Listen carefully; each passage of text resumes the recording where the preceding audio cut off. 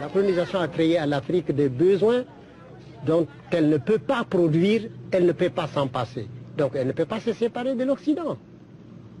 Et ceci mis de côté d'ailleurs, qui peut être chez soi actuellement?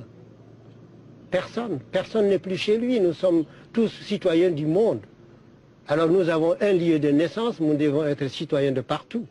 Et alors c'est pourquoi il serait plutôt bon que nous soyons à l'entendement, à l'écoute les uns des autres, pour essayer de trouver ce que nous avons de commun pour bâtir le bonheur de demain.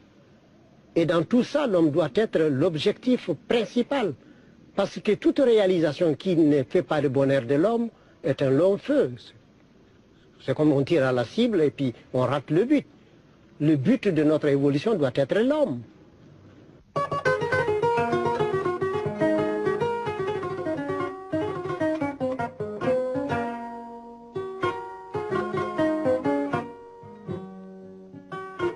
La compréhension n'est pas la même en Europe qu'en Afrique.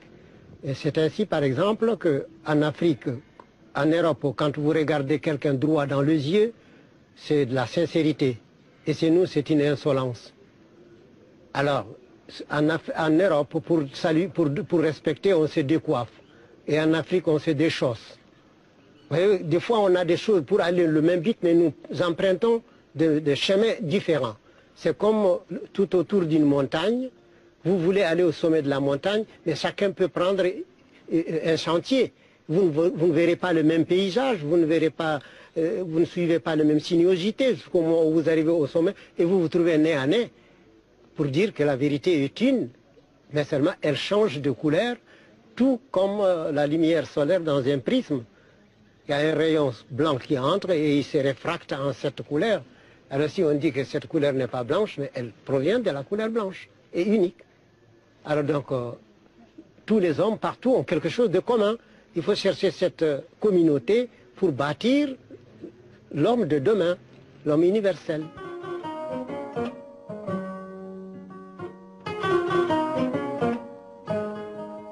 Il faudrait que la tradition occidentale se considère comme une des rails du chemin de fer et que la tradition africaine se considère comme l'autre. Alors les deux sont nécessaires pour que la locomotive se déplace. Mais ils sont parallèles, mènent à la même gare, mais il ne faut pas les mélanger. Parce qu'il y a des fois où, évidemment, il y a des, comment vous appelez ça, les tiges qui réunissent les débats sur la terre. Il y a des moments où on se rencontre, mais ce n'est pas toujours pareil. Alors donc, il faut accepter d'être l'un à l'écoute de l'autre. Et au moment où l'Européen écoute l'Africain, il faut qu'il cesse d'être européen pour être un élève ne connaissant absolument rien, accepter qu'il ne sait pas. Et alors parce qu'on dit chez nous, celui qui sait qu'il ne sait pas saura. Celui qui ne sait pas qu'il ne sait pas ne saura pas. Et on a fait ça comme un petit poème peul. Et dunya neɗɗo kala dañanko jeyi so wonto yi koma ko am koma baɗɗo yima kam mi lamɗo yoɗo ma ko ɗum wonnoyta nden ko am. Sur cette terre, chaque chose doit avoir chaque être doit posséder quelque chose. S'il advient que ce qui est à toi, ce qui est à moi est à toi, force est pour moi de te demander quel va être pour moi. Pour moi, il y a deux sous-développements. Il y a le sous-développement matériel et il y a le sous-développement aussi intellectuel. Parce qu'un homme qui rompt avec sa tradition pour adopter la tradition, totalement la tradition d'un autre, pour moi, il est sous-développé, ethniquement parlant. Puisque c'est le bonhomme qui va emprunter la charrue de quelqu'un et qui va travailler dans le jardin d'un autre.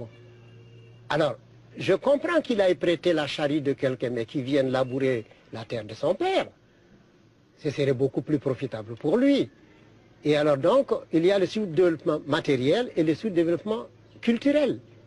Et or, l'Afrique n'est pas culturellement sous-développée, mais elle n'a pas eu le moyen de s'exprimer.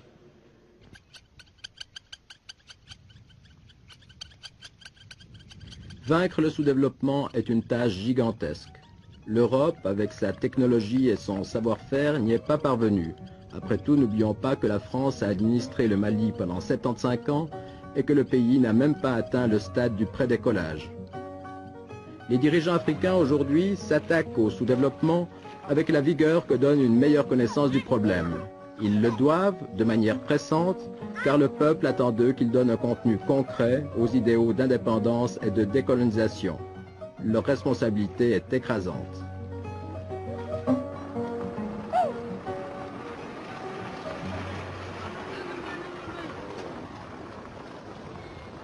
On dit chez nous que pour mener un troupeau de 1000 têtes, il vous faut un bâton.